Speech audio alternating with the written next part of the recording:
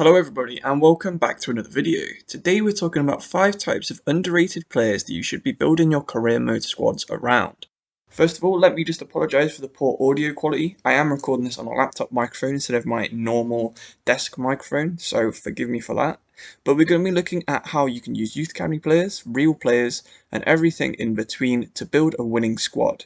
These are players that most people overlook, for example strong DMs, which is going to be the first one we look at, people like Jorgino, Busquets and Declan Rice. Tall and strong central defensive midfielders are not that popular, especially in FIFA career mode. A lot of teams you'll see online, either on Reddit or on Discord, you'll see that they have 2 midget fast central defensive midfielders, which is fine if you've got someone like a Kante, but really you do need someone who can win headers in there and be an all-round physical presence. That's why I recommend you have at least one of these in your squad if you want to be a winner. Now that's a fairly obvious one. Everyone needs defensive stability and a central defensive midfielder does exactly that. The next one is not as popular and there's only one real example I can give of a player who is this type of player, and that's Mandzukic. He's a very tall and not very agile winger who can usually beat his fullback in the air, but he's not going to beat them with pace or trickery. This type of player is super important if you're playing against a team with very small fullbacks, very attacking fullbacks, or weak centre backs that you can have the winger cut inside and face up against. You can do a long diagonal pass straight to your wings, and 9 times out of 10 he'll beat the small fullback in the air. That's why I think Mandzukic is the ideal bench player for a winger, even if you've got someone faster on the wings, maybe a Cuadrado or a Dybala.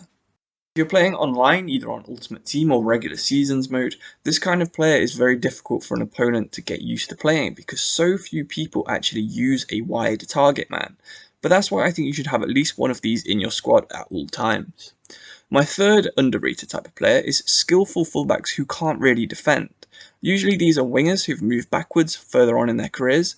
Some examples of these are Marcelo, who's famously 5-star skills on FIFA, really good going forwards, but he doesn't have the pace or stamina anymore, let alone the defending skills, which have never really been that great on FIFA. Dani Alves, who is again very good going forwards, crossing the ball, getting into the box and scoring goals, but maybe not so good at one-on-one defending. And more recently, Vázquez has moved from right wing to right back for Real Madrid. Now he hasn't got the best defending stats on FIFA, but they are alright for someone who's only just developing into this role, so in the future he probably will not be in this category, but at the minute he's definitely a skillful fullback who can't defend. Now this type of player is very useful, especially if you're playing against a worse team.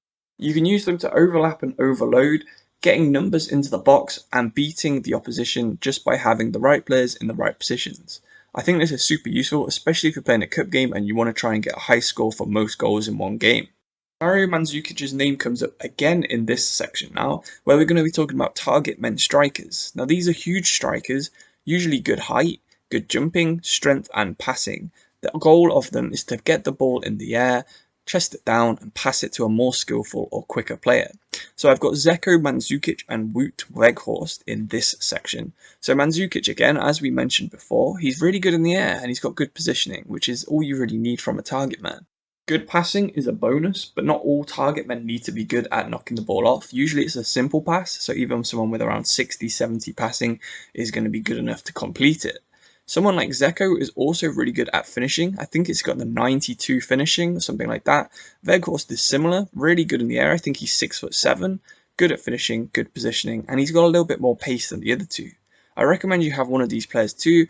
They're just a good option if you are getting desperate, need to get the ball quickly up to your attack from your defense or goalkeeper. They're just an option that's always there and always likely to win the ball, even in the most desperate of situations. My fifth and final type of underrated player that should be in your squad would be a small acrobatic goalkeeper. Now acrobatic save style can actually save more types of shots than the traditional saves, but it also lets in easy shots occasionally. My example in this section is Casillas, who made his debut at 19 and is one of the best goalkeepers of all time. There's no doubt that he had an acrobatic save style.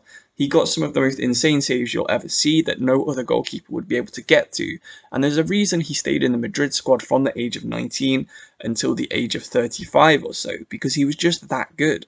I think you should have at least one of these in your squad, just in case your traditional goalkeeper starts letting you down or you're conceding loads of unlikely goals.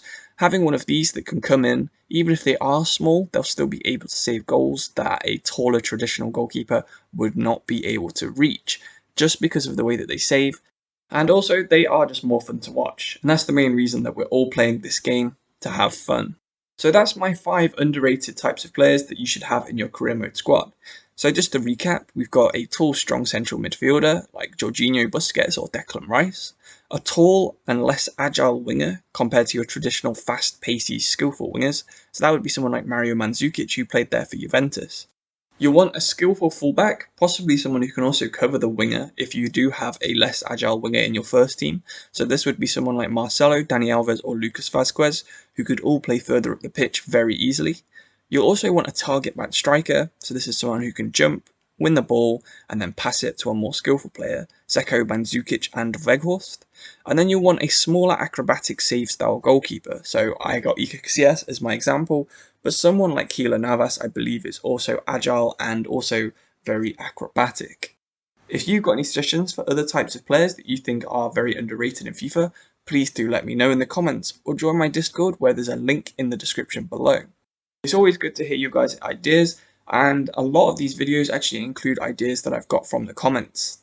Once again, I'm sorry for the poor audio quality in this one, and believe me, the next video I'll be back using my desk microphone, not my laptop one. But thank you for watching if you did make it this far. Hopefully you enjoyed the video, give it a like if you liked it, subscribe if you want to see more videos like this, and I will see you in the next video very soon. Thank you for watching, and goodbye.